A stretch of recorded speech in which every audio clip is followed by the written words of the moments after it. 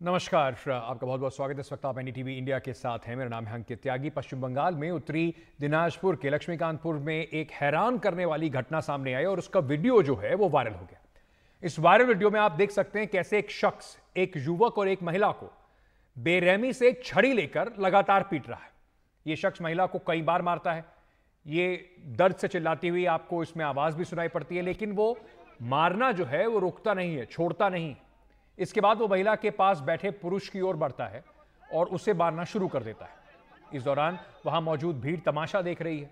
कोई भी उन्हें बचाने के लिए आगे नहीं आ रहा। इस घटना को लेकर विपक्ष ममता सरकार पर हमलावर है। बीजेपी और सीपीआई के नेताओं ने दावा किया है कि पिटाई करने वाला शख्स तृणमूल कांग्रेस के विधायक का करीबी ताजमुल, जिसका नाम बताया जा रहा है। आरोपी को जेसीबी के नाम से भी जाना जाता है। पुलिस ने आरोपी को अब गिरफ्तार कर लिया है और उससे पूछताछ की जा रही है। आरोप लगाया जा रहा है कि इस तरीके की इंसाफ सभा यह आरोपी कई बार करता रहता है और उसमें पुलिस और कानून से बढ़कर अपने हिसाब से लोगों को सजा देता है। अब इस पर लगातार जो है वो बीजेपी और सीपीआई जो है वो हमलावर है। बीजेपी आईटी सेल के चीफ जो है अमित मालवीय, उन्होंने ट्वीट करके कहा, वीडियो में जो व्यक्ति महिला को बेरहमी से पीट रहा है वह ताजमुल है, वह अपने इंसाफ सभा के जरिए तुरंत न्याय दे रहा है। वहीं सीपीआई के पूर्व सांसद मोहम्मद सलीम ने भी इस वीडियो को शेयर किया है और उन्होंने ममता सरकार के ऊपर हमला बोला है। इस वीडियो को शेयर करते हुए उन्होंने कहा कि यह कंगारू कोर्ट से भी बदतर है।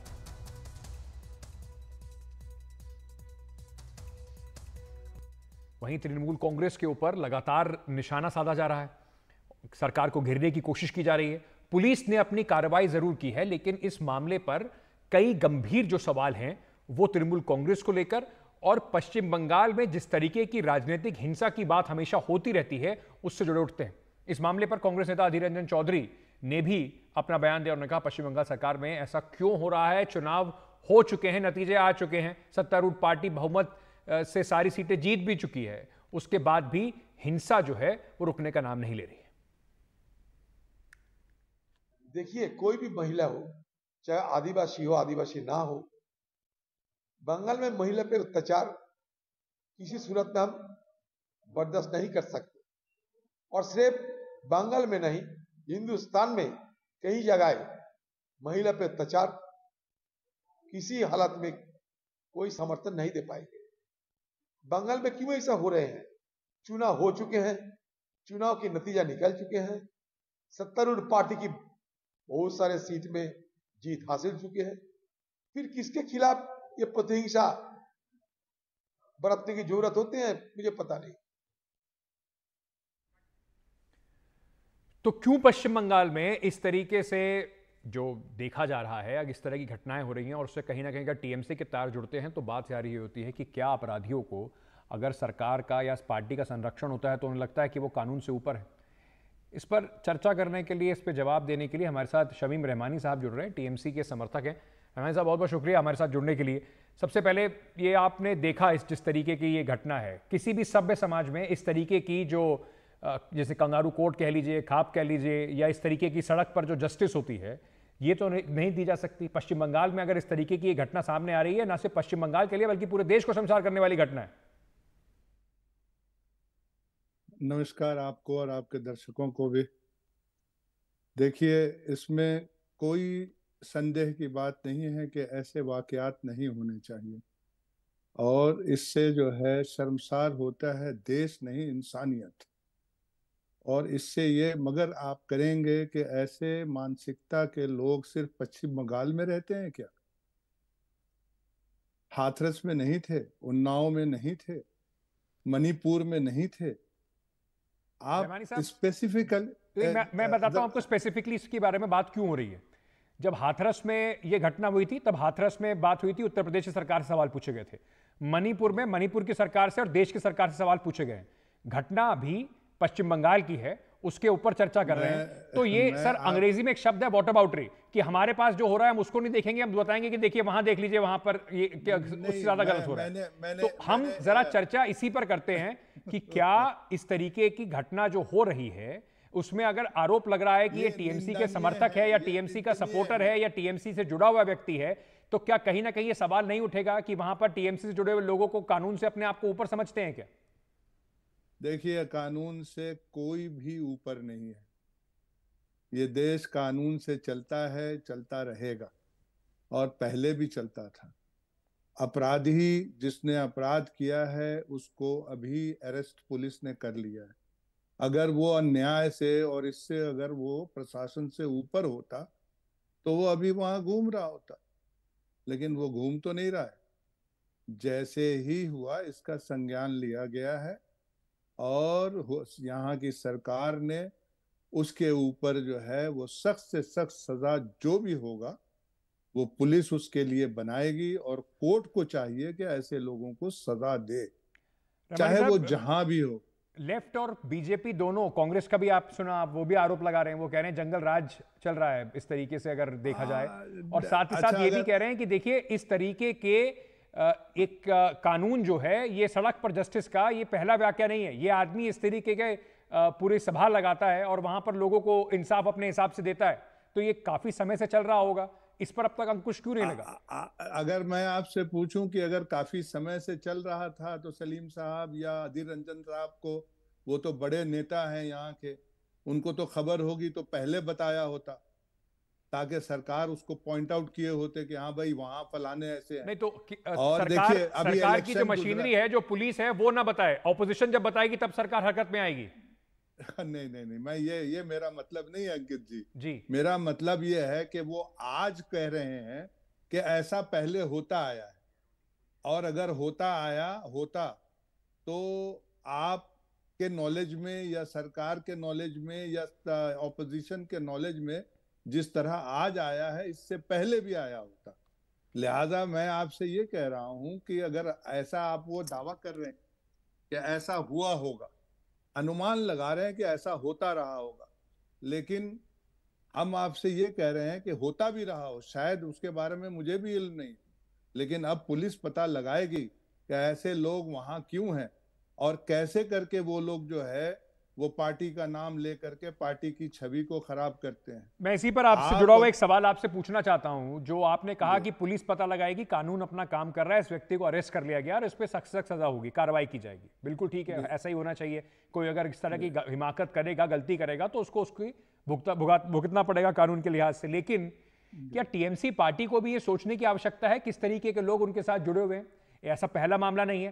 संदेश खाली में भी एक व्यक्ति को पकड़ा गया, वो भी टीएमसी से जुड़ा हुआ है, उस पर भी अभी जो सीबीआई अपनी इन्वेस्टिगेशन कर रही है, और उस पर बाकी इन्वेस्टिगेशन जो है वो सरकार भी करा रही है। साथ ही साथ इस व्यक्ति को भी टीएमसी जुड़ा हुआ बताया जा रहा है। तो क्या पार्टी को भी ये बात सोचनी पड़ेगी कैसे लोग जुड़ रहे हैं?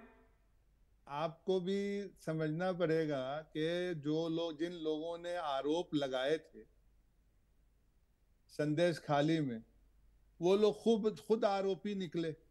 वो उन लोगों ने जो है फॉल्स केस किया था। सवाल यही होता है कि जब आप फॉल्सली किसी को इम्प्लीकेट करेंगे तो मुजरिम समाज में घूमता रहेगा, और जो है मतलब वो उसके क्योंकि सजा होगी नहीं, क्योंकि वो साबित होगा ही नहीं। रहमानी साहब, आपने जो जी, एक सेकंड के लिए आपको रोक रहा हूं। हमारे साथ डॉक्टर शोत्रूपा जुड़ रही हैं, नेशनल स्पोक्स पर्सन है भारतीय जनता पार्टी की। डॉक्टर शोत्रूपा, टीएमसी के जो स्पोक्स पर्सन हैं और जो समर्थक हैं वो ये बात कह रहे हैं, देखिए किसी व्यक्ति ने जो जिस व्यक्ति के ये वीडियो वायरल हुआ है उसने जो गलती की, मैंने बता दिया, मैंने यही कहा आप समर्थक हैं, मैं आप सिर्फ आपकी बात नहीं कर रहा हूं, मैं टीएमसी की बात कर रहा हूं। टीएमसी के स्पोक्स पर्सन, टीएमसी के समर्थक और टीएमसी पार्टी के लोग ये बात कह रहे हैं कि देखिए जब ये घटना हुई उस पर पुलिस ने संज्ञान लिया और उस व्यक्ति को अरेस्ट कर लिया गया है, तो इसका इतना बड़ा राजनीतिक मुद्दा क्यों बनाया जा रहा है? क्या ये सिर्फ पश्चिम बंगाल में होता है, बाकी जगहों पर क्या इस तरह की घटनाएं नहीं होती हैं? मुझे पूछ रहे हैं? जी, आपसे पूछ रहा हूँ। ओह सॉरी नहीं, ये हाँ, हाल माना कि अभी तुरंत इन्होंने अरेस्ट किया, लेकिन आपने अरेस्ट का वीडियो देखे हैं? वो तो ऐसा लग रहा है कि ये आदमी सैर करने जा रहा है और पूरी साथ में जा रहा है, जैसे वीआईपी लोग जो जैसे जाते हैं। और बने वो देखिए, आप हमें देखिए ये अरेस्ट का नमूना देखिए। आप सोचिए, ये आदमी जो है वो अपने आप को बड़ा वाला कोई जज समझता है, जो ऐसे शायद चीफ जस्टिस चंद्रचूड़ भी ऐसा नहीं करेंगे। एकदम 4-5 तो लकड़ी का डंडा लेके ऐसा पीट रहा है। आप वीडियो शायद ब्लर कर रहे हैं, हाँ ब्लर कर रहे हैं अभी।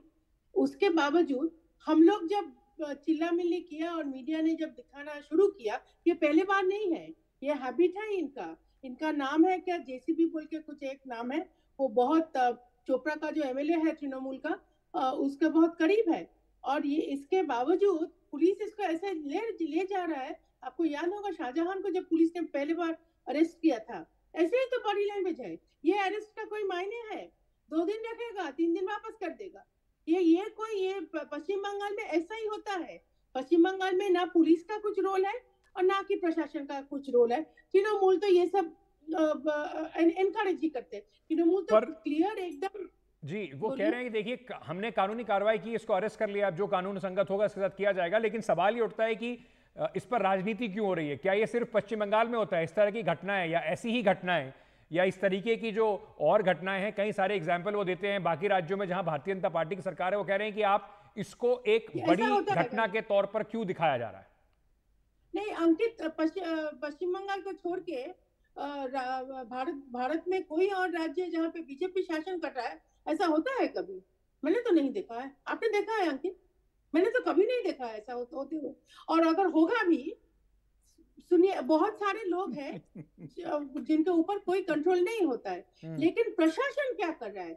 एक भी कमेंट चीफ मिनिस्टर से नहीं आया है। हाँ, तुरंत मैंने बोला ना, अभी तुरंत अरेस्ट किया है, क्योंकि हम लोग चिटामिली किया, मीडिया में दिखाया, नेशनल मीडिया तक खबर चला गया।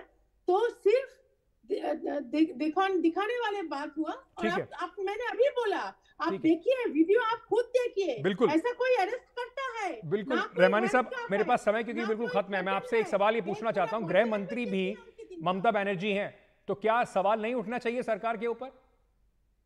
आप सवाल उठना चाहिए। डेमोक्रेसी के अंदर में हर आदमी को, जो लोग भी पब्लिक सर्विस में है, पब्लिक पद पर हैं, जनता के प्रतिनिधि हैं, जो लोग चुन के आए हैं, आप सवाल उठाते हैं, इसके लिए आपका शुक्रिया। लेकिन जब तक कोई बात साबित ना हो, हम जहां बैठे हैं ये कोर्ट नहीं है, ये इन्वेस्टिगेशन नहीं है, जो दीदी बोल रही है वो सत्य नहीं है। और आप अगर साबित, तो फिर आप सजा भी दे दीजिए दीदी। नहीं, ये बात आपने बिल्कुल ठीक नहीं, ये बात आपने मुझे मेरे पास समय बिल्कुल कम है, मैं आप दोनों से माफी चाहूंगा। ये बात आपने बिल्कुल ठीक है रहमानी साहब कि ये कोर्ट नहीं है, टीवी पर सजा मुकर्रर नहीं हो सकती, किसी को दोषी करार नहीं दिया जा सकता। ये बात समझनी होगी उस व्यक्ति को भी जो एक सरेआम लोगों को सजा देता है और अपने आप को कानून से ऊपर समझता है। और अगर सरकार इस तरीके के लोगों को किसी भी तरीके से, अगर पार्टी में वो जुड़े हुए हैं और उसके ऊपर कोई कार्रवाई नहीं होती है, या ऐसी कार्रवाई नहीं होती है जिससे एक उदाहरण साबित हो, तो कम से कम सरकार के ऊपर सवाल जरूर उठेंगे। और ये सवाल हम लोग उठाते रहेंगे, चाहे वो वेस्ट बंगाल हो, चाहे वो उत्तर प्रदेश हो, चाहे और कोई भी देश का प्रदेश हो, जहां पर इस तरह की घटना होगी, अन्याय होगा, उस पर सवाल जरूर पूछे जाएंगे और सरकार से सवाल पूछे जाएंगे। बहुत बहुत शुक्रिया आप दोनों का हमारे साथ जुड़ने के लिए। आगे बढ़ते हैं, बात करते हैं महाराष्ट्र की, जहां एक दर्दनाक हादसा हुआ। महाराष्ट्र के लोनावाला में आज एक बड़ा हादसा हुआ, जहां पर भूसी डैम के पास एक ही परिवार के 5 लोग डूब गए। अब तक 3 शव बरामद हो चुके हैं, 2 लोग अभी भी लापता हैं। ये सभी लोग बारिश के मौसम का लुत्फ उठाने के लिए भूसी डैम पर गए थे। सभी लोग पुणे के रहने वाले हैं और बचाव अभियान को फिलहाल रोक दिया गया है। सुबह होते ही फिर से एक बार तलाशी अभियान शुरू किया जाएगा। मेरी सहयोगी सुजाता द्विवेदी इस वक्त हमारे साथ फोन लाइन पर जुड़ रही। सुजाता, दुखद घटना है, क्या कह रहा है प्रशासन इसके ऊपर? कैसे इस तरीके से अचानक ये लोग डूब गए?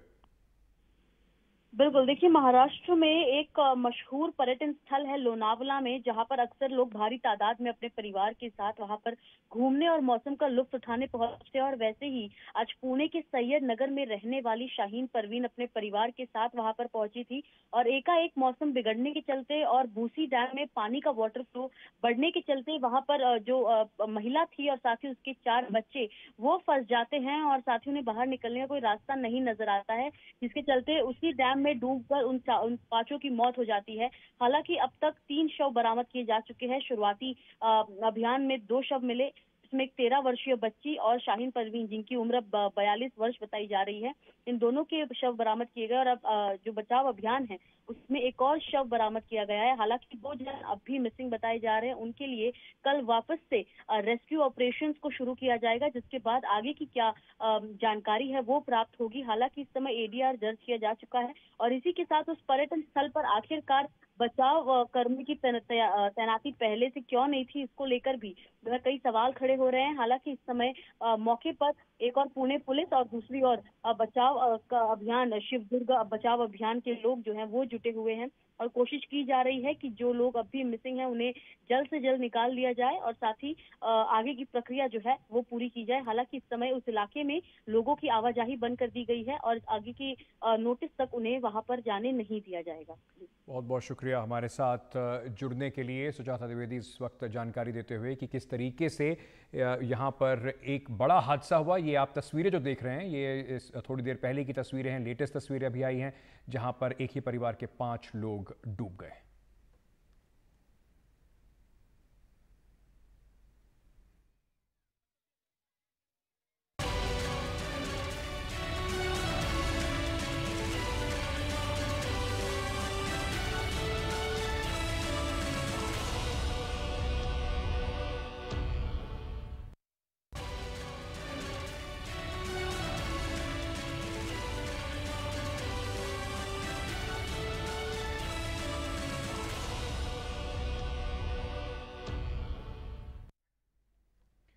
मॉनसून ने अब पूरे गुजरात को अपनी जो कवरेज है उसमें ले लिया है। अहमदाबाद, सूरत और वलसाड समेत गुजरात के कई इलाकों में ज़बरदस्त बारिश हुई। अहमदाबाद में कई इलाकों में जलभराव की स्थिति पैदा हो गई है और कुछ इलाके ऐसे हैं जहां पर सड़क जो है पूरी तरीके से टूट के धंस गई है। ज़बरदस्त बारिश के बाद कई जगह पेड़ गिरे हैं। वलसाड, सूरत में भी नवसारी में सड़कें नदियों में तब्दील हो गई। सूरत के कई इलाकों में घरों में पानी भर गया है और कई गाड़ियां तैरती हुई नजर आई। वापी जिले में 6 घंटे में ही 4 इंच बारिश से जलभराव हो गया। बारिश के बाद कई लोगों को मुश्किलों का सामना करना पड़ा। मौसम विभाग के मुताबिक अगले 5 दिन तक गुजरात के सभी हिस्सों में जोरदार बारिश की संभावना है। सूरत, नवसारी, वलसाड और भरूच के लिए ऑरेंज अलर्ट जारी किया गया है।